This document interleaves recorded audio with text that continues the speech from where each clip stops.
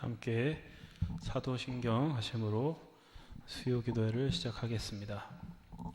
전능하사 천지를 만드신 하나님 아버지를 내가 믿사오며 그 외아들 우리 주 예수 그리스도를 믿사오니 이는 성령으로 잉태하사 동정녀 마리아에게 나시고 본디오 빌라도에게 고난을 받으사 십자가에 못 박혀 죽으시고 장사한 지 사흘 만에 죽은 자 가운데서 다시 살아나시며 하늘에 오르사 전능하신 하나님 우편에 앉아 계시다가 저리로서 산 자와 죽은 자를 심판하러 오시리라.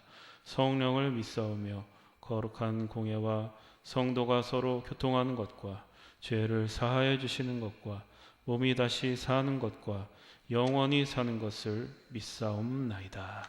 아멘. 찬송가 부르겠습니다. 183장 부르겠습니다.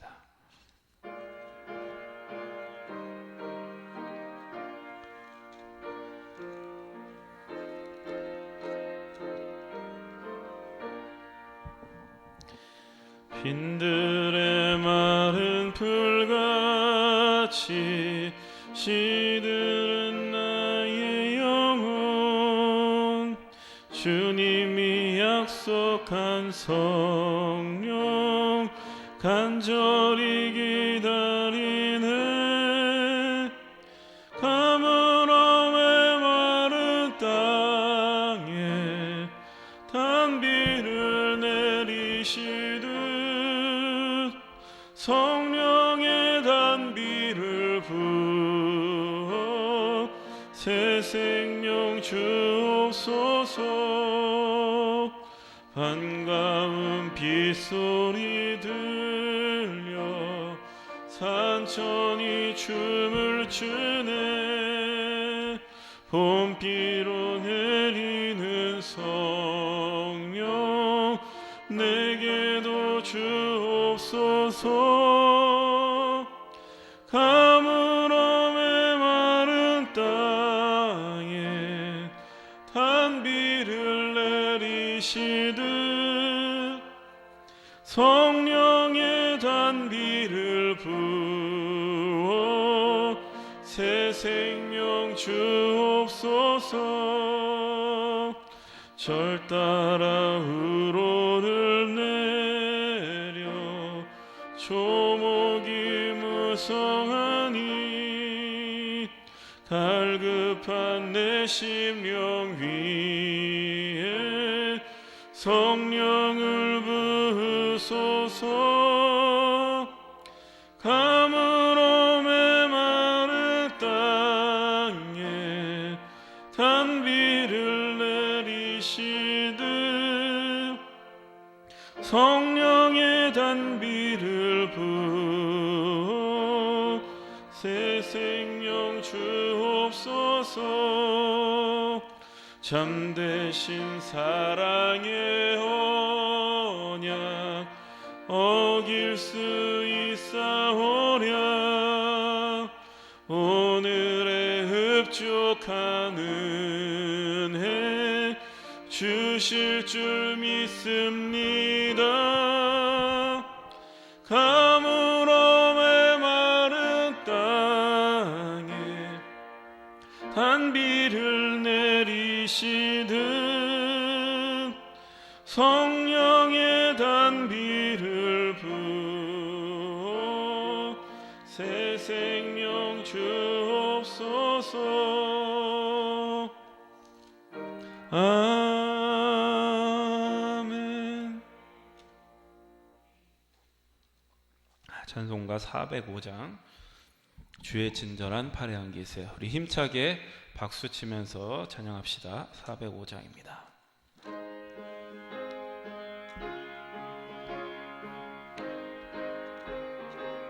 주의 친절한 팔에 안기세.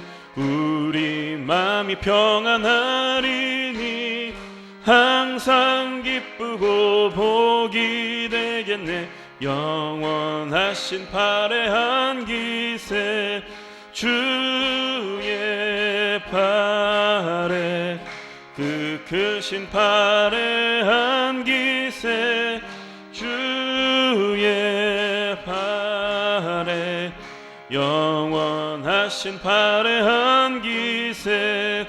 날이 갈수록 주의 사랑이 두루 광명하게 비치고 천성 가는 길 편히 가리니 영원하신 팔의 한기. 주의 팔에 그 크신 팔의 한기세. 주의 팔에 영원하신 팔의 한기세. 주의 보좌로 나아갈 때에 기뻐 찬미 소리 외치고 겁과 두려움 없어지리니 영원하신 팔의 한기세. 주의 팔에 그 크신 팔의 한기세. 주의 팔에 영원하신 팔에 3절입니다. 주의 보좌로 나아갈 때에 기뻐 찬미 소리 외치고 겁과 두려움 없어지리니 영원하신 팔의 한기세. 주의 팔에 그 크신 팔의 한기세. 주의 팔에 영원하신 팔의 주의 팔에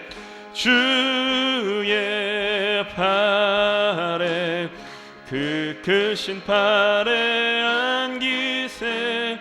주의 팔에 영원하신 팔의 한기세. 171장 171장 하나님의 독생자 찬양합니다.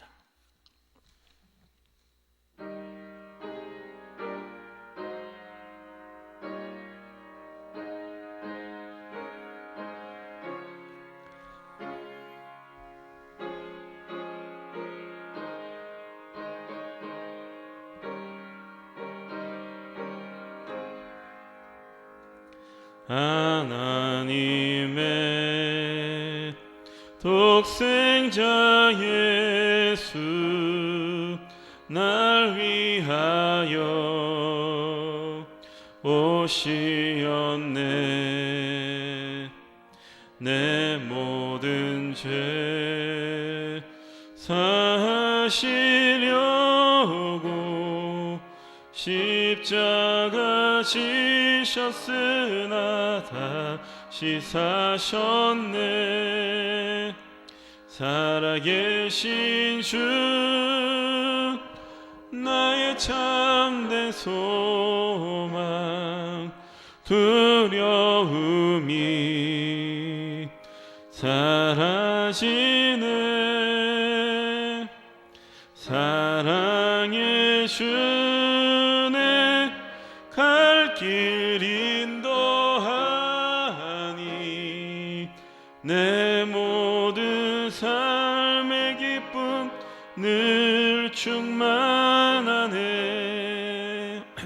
주 안에서 거듭나누리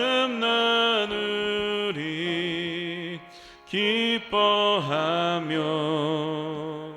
찬양하리. 가슴 속에 넘치는 확신 우리의 가는 길에 소망 넘치네. 살아계신 주 나의 참된 소망. 두려움이 사라지네. 사랑의 주네 갈 길 인도하니 내 모든 삶의 기쁨 늘 충만하네. 선한 싸움 다 마친 후에 우리 주님 배우리라. 사망 권세 다 물리치고 주님이 다스리니 영광 넘치네. 살아계신 주 나의 참된 소망 두려움이 사라지네. 사랑의 주네 갈 길 인도하니 내 모든 삶의 기쁨 늘 충만하네. 아멘. 다 함께 기도하겠습니다. 하나님 아버지, 오늘도 저희를 예배의 자리로, 기도의 자리로, 말씀의 자리로 불러주시니 감사합니다. 살아계신 주, 나의 참된 소망이 되신 부활의 하나님을 이 시간 만나길 소망합니다. 세상의 두려움을 이기게 하시고 우리를 승리의 자리로 이끄시는 그 하나님의 놀라우신 능력과 그 인도하심이 오늘 이 예배 시간 이 자리에 임재하여 주셔서 저희들 은혜 받고 결단하고 돌아가는 귀한 시간들로 인도하여 주시옵소서. 하나님께서 하실 일을 기대하며 예수 그리스도의 이름으로 기도드립니다. 아멘.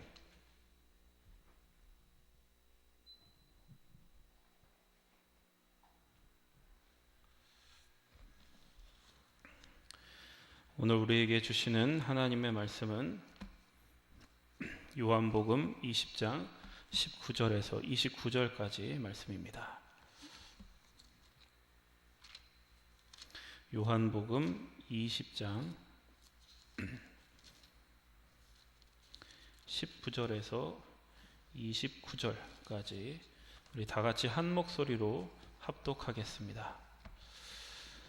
이날 곧 안식 후 첫날 저녁 때에 제자들이 유대인들을 두려워하여 모인 곳에 문들을 닫았더니 예수께서 오사 가운데 서서 이르시되 너희에게 평강이 있을지어다. 이 말씀을 하시고 손과 옆구리를 보이시니 제자들이 주를 보고 기뻐하더라. 예수께서 또 이르시되 너희에게 평강이 있을지어다. 아버지께서 나를 보내신 것 같이 나도 너희를 보내노라. 이 말씀을 하시고 그들을 향하사 숨을 내쉬며 이르시되 성령을 받으라.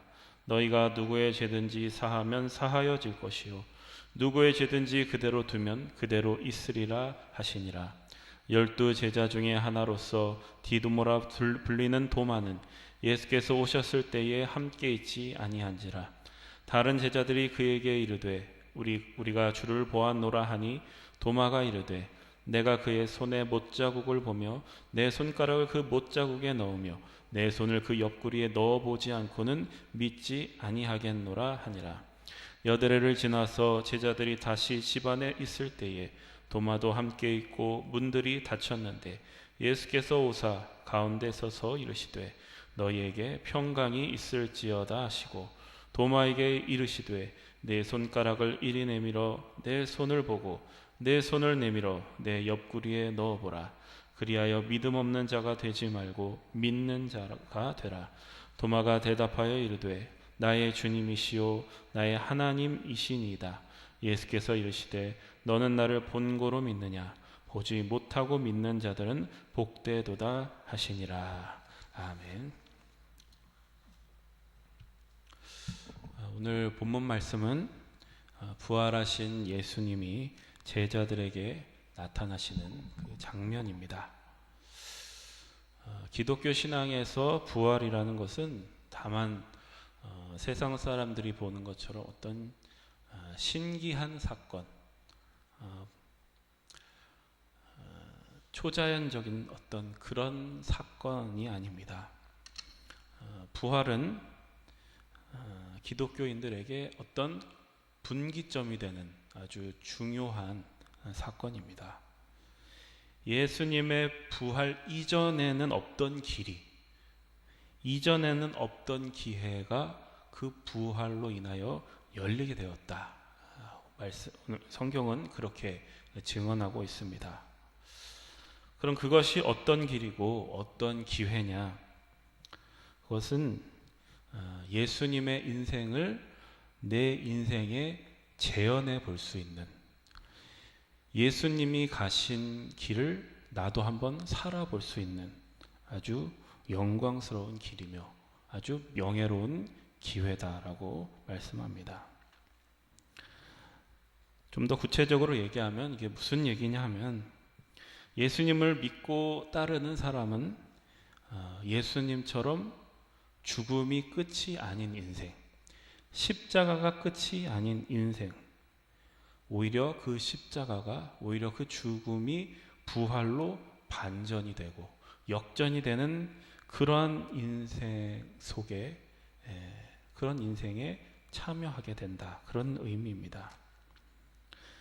그러니까 우리가 흔히 기대하는 것, 이 세상 속에서 내가 잘 되고 내가 이 세상 속에서 성공하고 또 남들보다 도덕적으로 조금 더 나아지는 그 정도의 변화가 아니라, 부활이라는 것은 우리가 이 세계 속에 살지만 새로운 질서, 하나님이 만드신, 예수님의 부활이 만드신 새로운 세계에서 새로운 사람으로, 새로운 존재로 살아가게 된다라고 말씀하는 것입니다.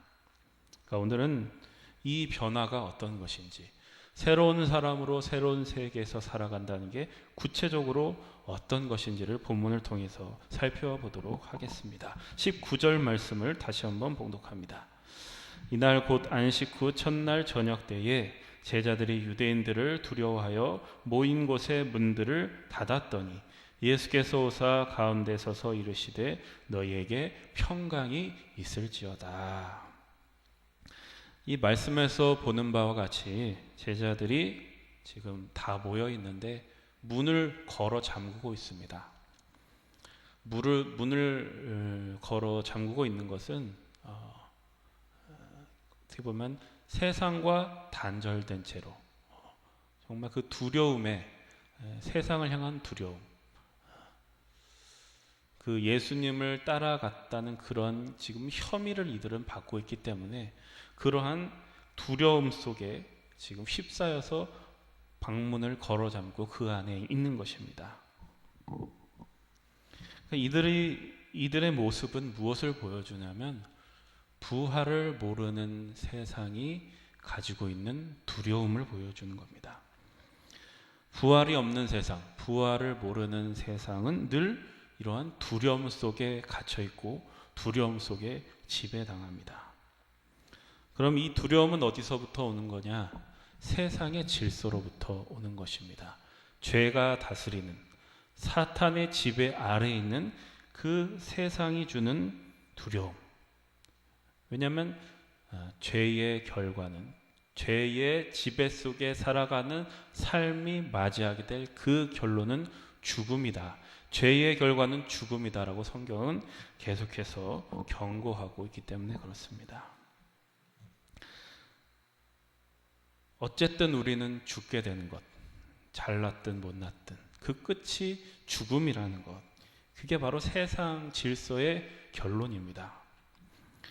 그래서 결론이 죽음인 사람들이 할 수 있는 것은 무엇이냐면 그저 죽지 않으려고 발버둥을 치는 것, 죽지 않으려고 발버둥 치는 것. 내가 살아남으려면 힘을 가져야 되고, 남들보다 오래 살아남으려면 다른 사람을 짓밟아야 내가 생존할 수 있는 그러한 삶을 살게 되는 것입니다. 죽지 않으려고 안간힘을 써야 하고, 그렇기 때문에 늘 죽음이 두려운, 그 마음속에 항상 죽음에 대한 두려움을 간직하고 거기에 지배당하고 얽매여서 살아가는 것이 바로 세상의 모습이다. 이 두려움에 갇혀있는 제자들에게 부활하신 예수님이 찾아오시는 것이 바로 오늘의 장면입니다. 예수님께서 그 닫힌 문을 뚫고 그 안에 들어오셔서 하시는 말씀이 무엇입니까? 너희에게 평강이 있을지어다. 너희에게 평강이 있을지어다. 평강이라는 것은 아무런 걱정도 없고 또 어떠한 갈등도 없는 그냥 안온하고 편안한 상태를 말하는 게 아닙니다. 이 예수님이 말씀하시는 평강, 성경이 얘기하는 평강은 죽음의 위협이 여전히 살기 등등하게 팽배해 있는 그 세상 속에서 죽음을 두려워할 필요가 없는 인생을 살아가는 것이 바로 평강입니다. 그러니까 우리에게 부활이 있다면, 우리가 죽음을 두려워하지 않는다면, 죄와 사망이 지배하는 세상의 질서가 전부가 아님을 우리가 안다면, 우리가 무엇을 할 수 있냐면 우리가 상대편에게 져줄 수 있습니다. 기꺼이 져줄 수 있습니다. 약육강식, 적자생존, 이런 것들이 판을 치는 이 세상 속에서, 그러니까 그들이 사는 다만 죽지 않는 삶, 다른 사람을 죽여서 내가 사는 그 삶에서 더 나아가서, 거기서 벗어나서 정말로 삶다운 삶을 살 수 있는 기회가 우리에게 주어져 있다. 그래서 예수님을 믿고 따르는 사람들에게 이 부활이 약속되어 있고 우리에게 선물로 주어져 있다. 그것이 여러분들에게 하나님의 선물로 주어져 있음을 여러분들 이 말씀을 통해서 깨달으시기 바랍니다. 20절 이하의 말씀이 바로 이런 이야기들을 해나가고 있습니다. 우리 20절에서 23절까지 말씀을 봉독합니다. 이 말씀을 하시고 손과 옆구리를 보이시니 제자들이 주를 보고 기뻐하더라. 예수께서 또 이르시되 너희에게 평강이 있을지어다. 아버지께서 나를 보내신 것 같이 나도 너희를 보내노라.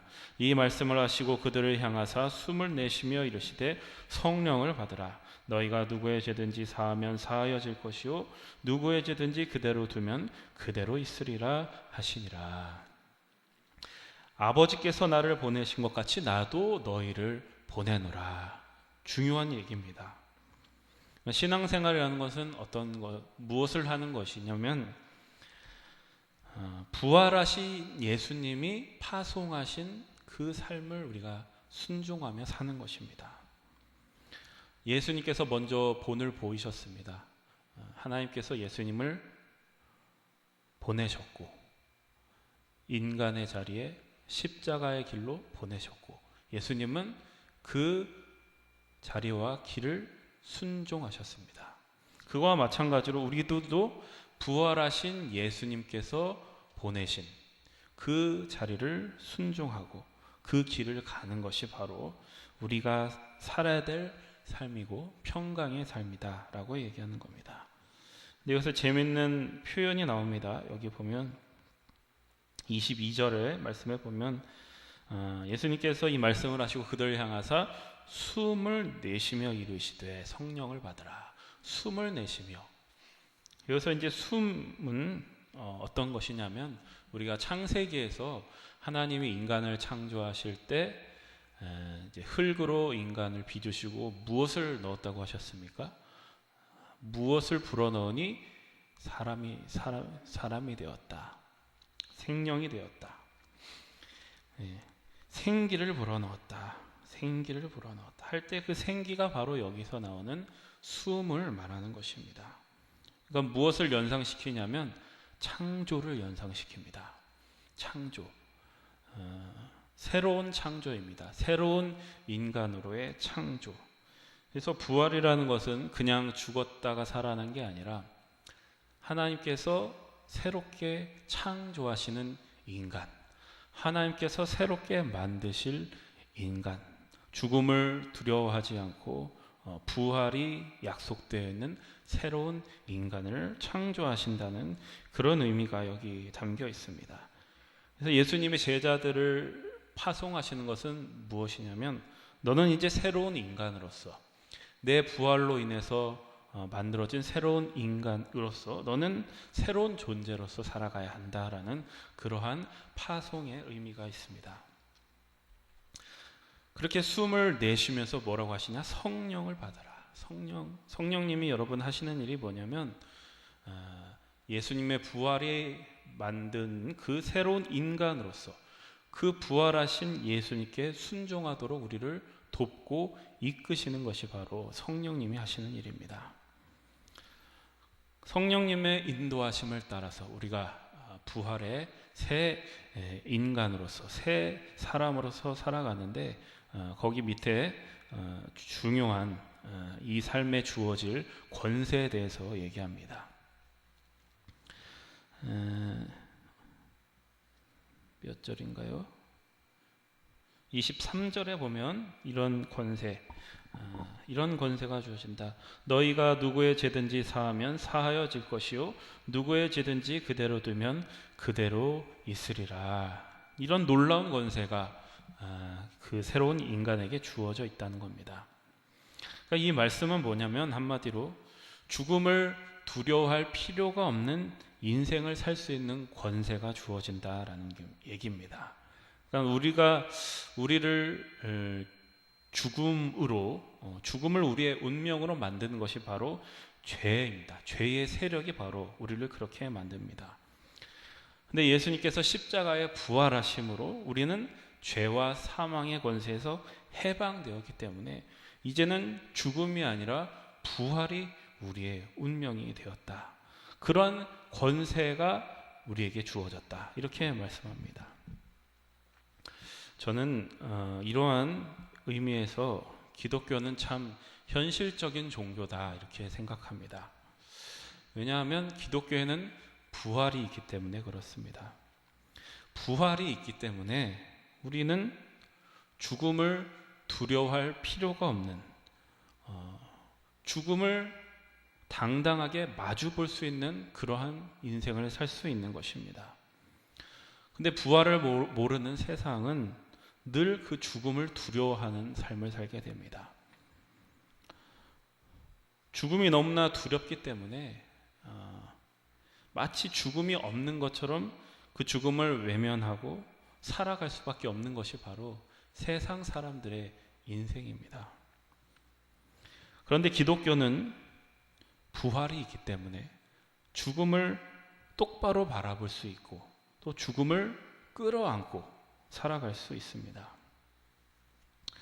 이 세상 사람들은 부활을 얘기하는 이 기독교가 너무 허황되다, 너무 비현실적이다, 이런 이야기들을 많이 합니다. 그런데 제가 볼 때에는 오히려 세상보다 기독교가 훨씬 현실적인 얘기를 하고 있습니다.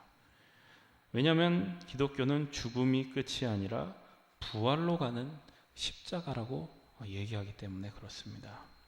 그러니까 기독교만이 현실을 살게 하는 것입니다. 현실을 산다는 얘기는 죽음을 바라보고 우리가 언제든지 죽을 수 있는 존재라는 것을 날마다 확인하면서 살아갈 수 있는 것은 기독교밖에 할 수가 없습니다. 세상 사람들은 현실을 살아간다고 생각을 하지만 그것은 착각입니다. 왜냐하면 죽음은 정말 우리가 경험하듯이 언제 어떻게 우리에게 찾아올지 알 수가 없습니다. 그게 현실입니다. 그런데 그것을 매일 의식하고 살아간다고 한번 생각해 보십시오. 그러면은 어떤 사람도 정상적인 생활을 할 수가 없을 겁니다. 늘 죽을 수 있다는 그 두려움에, 그 두려움을 의식하면서 살아간다는 것은 살아도 사는 게 아닌 그런 인생을 살아갑니다. 그래서 어쩔 수 없이 살려면 어떻게 사느냐? 죽음을 잊어버리고 삽니다. 나에게 죽음이 다가오지 않을 것처럼, 저 멀리 있는 것처럼, 아니면 나 아닌 다른 사람에게만 있는 것처럼 그렇게 외면하고 살아가는 게 세상 사람들의 인생이다. 그러나 그것은 진짜 삶이 아니다. 진짜 현실을 사는 게 아니라 내가 믿고 싶은 환상을 사는 거라고 얘기합니다. 그러니까 인생의 불편한 진실이 뭐냐? 우리는 하루하루 산다고 생각하지만 거꾸로 생각하면 우리는 하루하루 죽어가는 것입니다. 하루하루 사는 게 동시에 하루하루 죽는 것입니다. 그런데 세상은 마치 나는 안 죽을 것처럼, 나는 오래 살 것처럼 그렇게 스스로를 속이고 살아갈 수밖에 없는 그러한 형편에 있다는 겁니다. 그러나 우리 기독교에는 다른 기회가 열려 있습니다. 인생은 분명히 하루하루 죽어가는 그러한 삶이지만 기독교에서만 그 죽어감이 파멸과 절망이 아니라 오히려 생명과 영광이다. 이렇게 우리에게 말씀하고 있습니다. 이러한 놀라운 삶의 기회가 여러분들에게 열려 있다. 그런 삶을 여러분들이 부르심을 받았다라는 것을 여러분들 기억하시기 바랍니다. 계속해서 24절과 25절 말씀을 봉독합니다. 12제자 중에 하나로서 디두모라 불리는 도마는 예수께서 오셨을 때에 함께 있지 아니한지라. 다른 제자들이 그에게 이르되 우리가 주를 보았노라 하니 도마가 이르되 내가 그의 손에 못자국을 보며 내 손가락을 그 못자국에 넣으며 내 손을 그 옆구리에 넣어보지 않고는 믿지 아니하겠노라 하니라. 지금 우리는 이 부활하신 예수님이 제자들에게 나타나신 이야기를 하고 있습니다. 근데 제가 이런 이야기를 하는 이유는 예수님의 부활이 제자들에게 어떠한 의미를 가지는지를 보여주려는 그 의도가 있습니다. 그리고 지금 읽은 도마 이야기도 당연히 어떤 의도를 가지고 있습니다. 도마 이야기가 여기서 갑자기 딱 등장하는 이유는 이 부활 이야기가 그 당시에 제자들 뿐만이 아니라 앞으로 오고 올 모든 이후의 세대를 위해서 있다라는 것을 우리에게 얘기해 줍니다.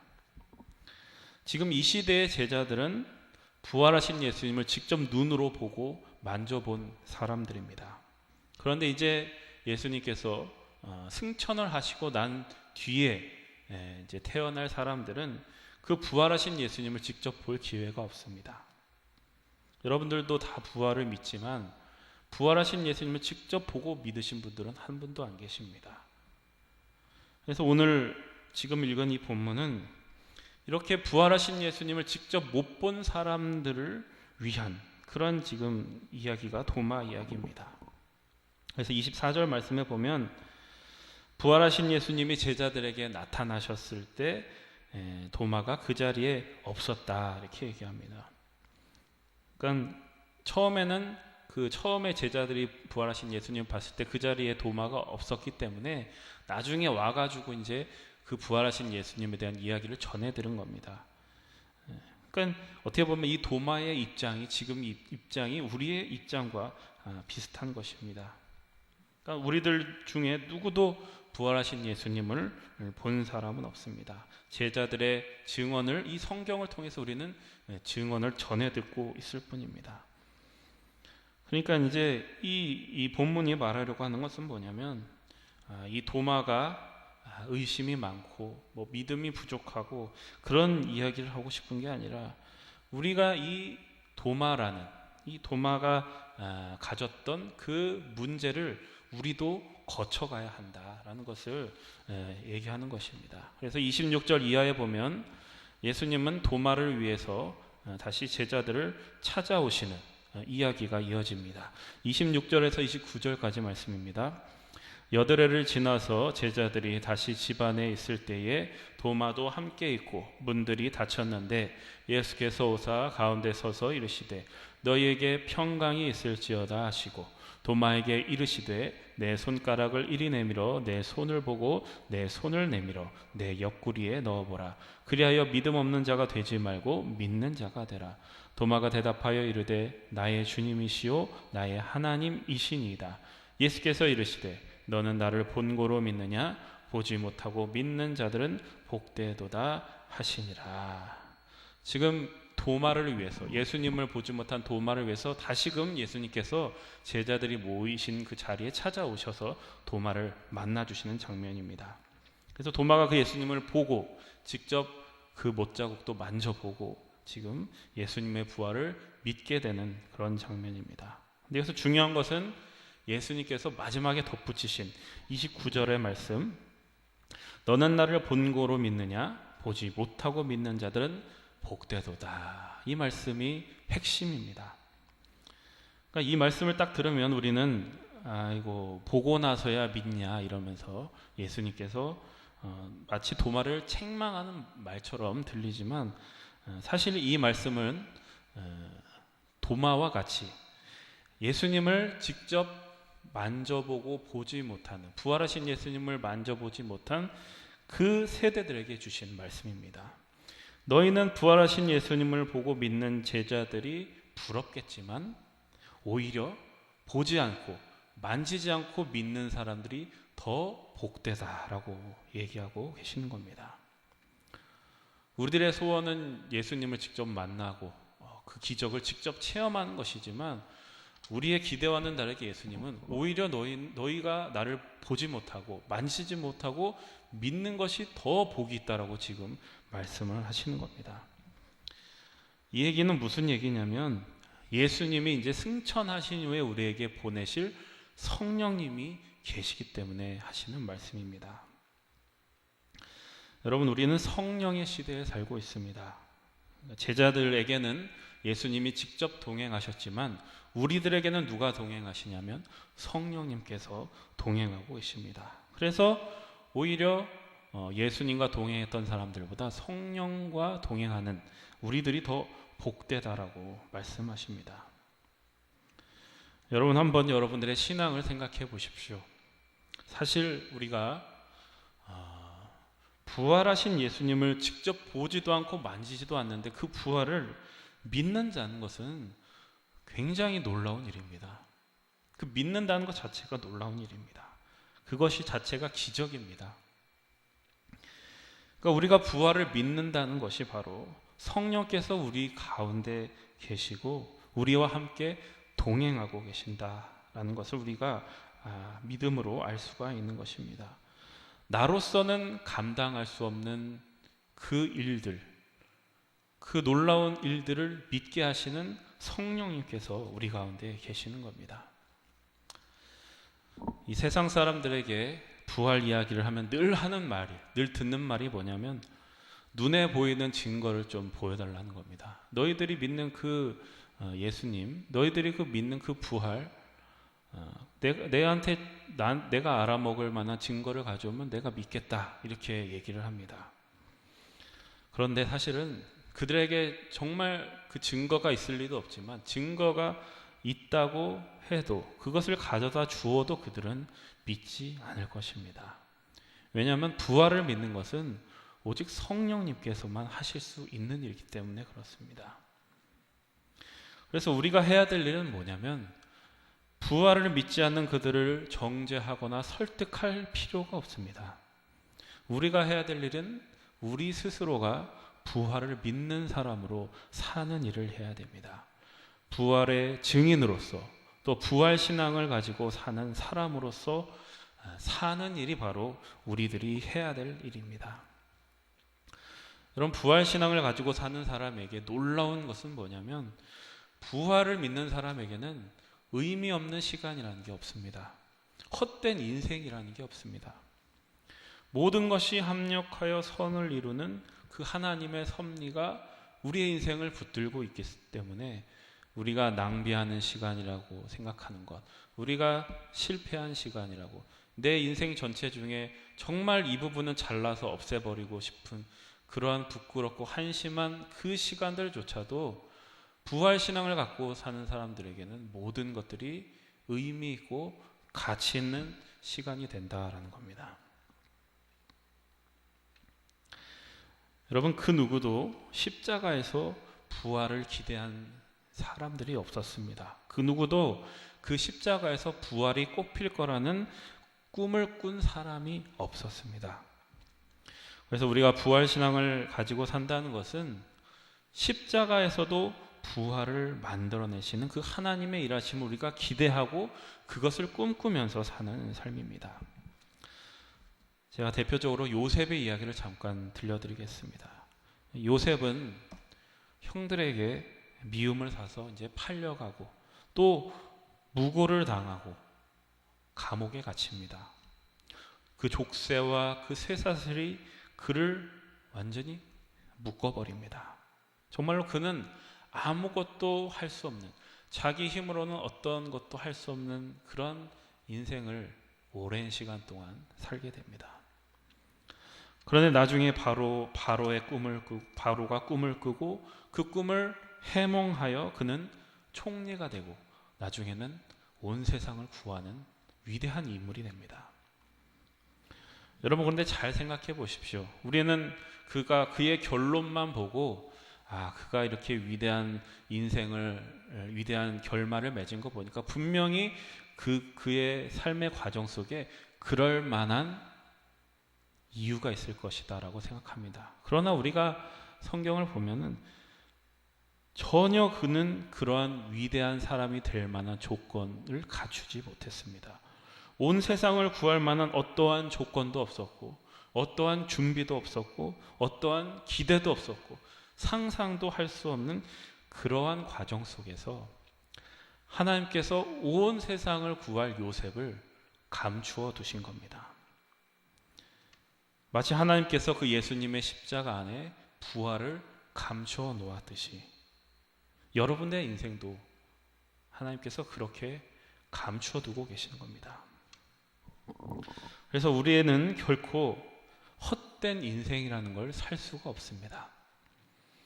이것이 부활하신 예수님께서 오늘 우리에게 가르쳐 주시는 것이고 우리가 누리게 될 복이며 영광이라는 것을 우리에게 깨우쳐 줍니다.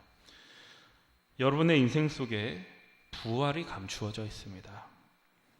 우리는 질그릇같이 깨지기 쉬운 인생이고 망가지기 쉬운 인생이고 부끄러운 인생이지만 그 안에 하나님이 보물을 감추어 두셨고 부활을 감추어 놓으셨습니다. 그러니 여러분들 눈앞에 보이는 현실, 여러분들이 생각하는 여러분 자신에 대해서 체념하거나 자책하거나 두려워하실 필요가 없습니다. 세상이 우리를 도전해 와도 세상이 우리를 유혹해도 그 세상 방식대로 그들과 싸우려고 이기려고 애쓸 필요가 없습니다. 여러분, 그들이 도전해 오면 기꺼이 지십시오. 기꺼이 그 도전을 감수하십시오. 부활신앙이 있는 우리에게는 우리만의 방식이 있고 우리만의 싸움이 있다는 것을 기억하시고 예수께서 걸어가신 그 길, 하나님의 방식, 세상을 이기시는 그 하나님의 방식을 우리가 생각하며 그 십자가의 영광을 기억하면서 부활신앙으로 승리하시는 복된 인생이 다 되시기를 주님의 이름으로 축복합니다. 기도하겠습니다. 하나님 아버지, 오늘도 우리에게 새로운 기회를 주시니 감사합니다. 우리 안에 감추어 두신 부활의 영광, 그 질그릇 안에 감추어 두신 보물을 우리가 발견합니다. 예수 그리스도의 십자가와 부활을 통해서 이미 주님께서 만들어 놓으신 그 영광스러운 길, 그 놀라운 부활 생명의 길을 우리가 다시 한번 생각합니다. 우리로 그 길을 걷게 하여 주시니 감사합니다. 그 인생을 살아볼 기회를 오늘 하루 또 허락하여 주시니 감사합니다. 예수님을 따라서 부활 신앙을 가지고 승리할 수 있도록 성령께서 오늘도 인도하여 주옵소서. 예수님의 이름으로 기도드립니다. 아멘. 찬송가 545장 부르겠습니다.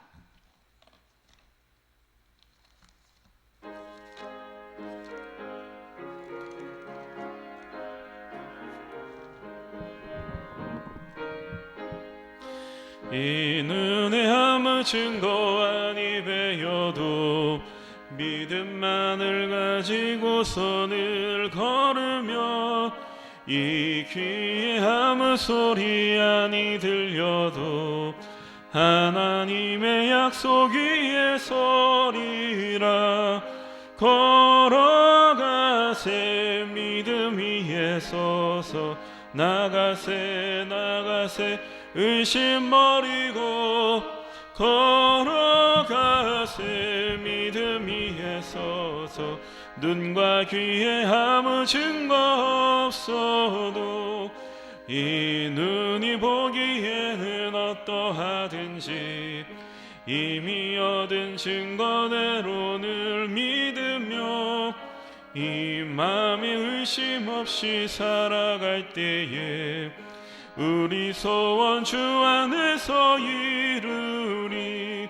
걸어가세 믿음 위에 서서 나가세 나가세 의심 버리고 걸어가세 믿음 위에 서서 눈과 귀에 아무 증거 없어도 주님의 거룩함을 두고 맹세한 주 하나님 아버지는 참 이쁘다. 그 귀한 모든 약속 믿는 자에게 능치 못할 무슨 일이 있을까.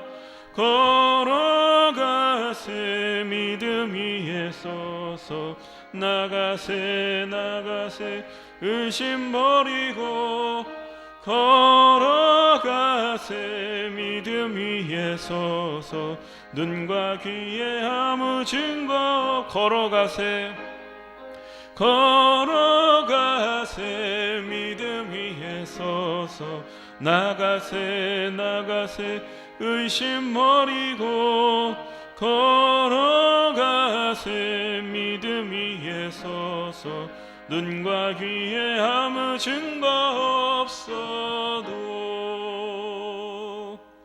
아멘. 이 시간에는 다 같이 합심해서 기도하겠습니다. 먼저 우리가 교회를 위해서 함께 기도합니다. 석교교회를 위해서 특별히 담임 목사님 청빙하는 과정 가운데 있습니다.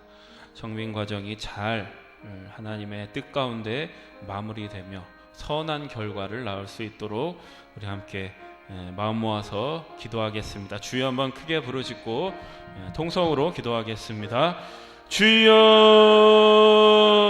아버지 하나님, 이 시간 교회를 위해서 기도합니다. 주님의 핏값으로 사신 귀한 석교교회를 아버지 이 지역에 세워주시니 감사합니다. 주님께서 이 교회를 사용하시고 이 교회를 통해서 이루어가실 큰 계획과 목적이 있으심을 믿습니다.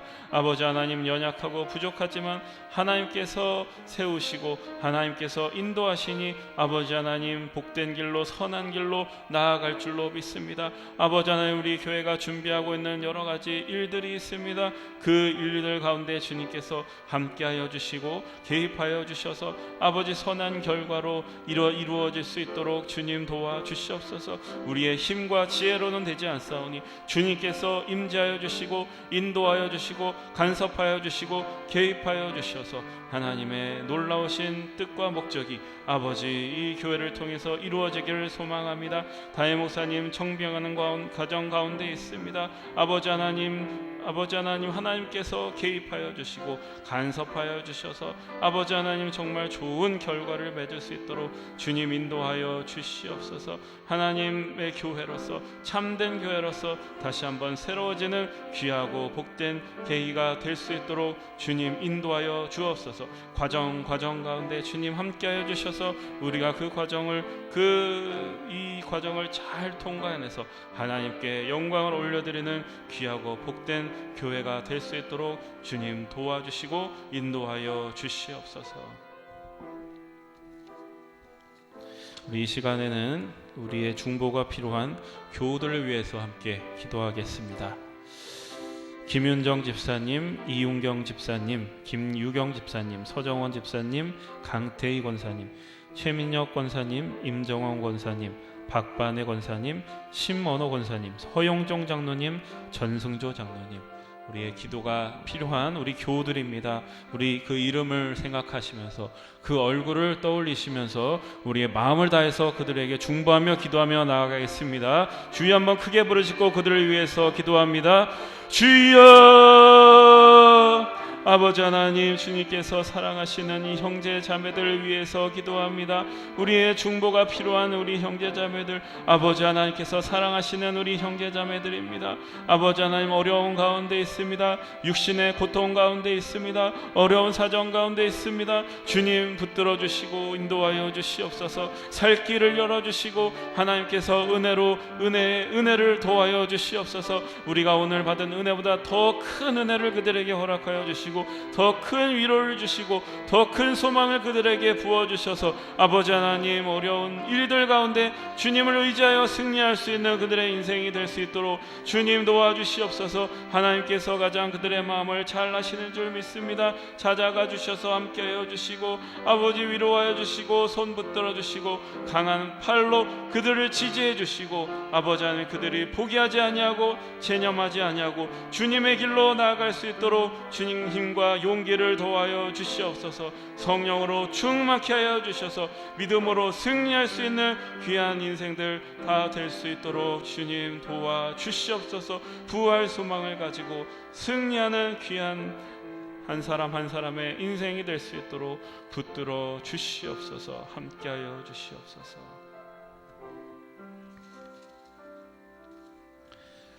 다 함께 주님의 기도 드리심으로 수요 기도를 마치겠습니다. 하늘에 계신 우리 아버지여, 이름이 거룩히 여김을 받으시오며 나라에 임하옵시며 뜻이 하늘에서 이룬 것 같이 땅에서도 이루어지이다.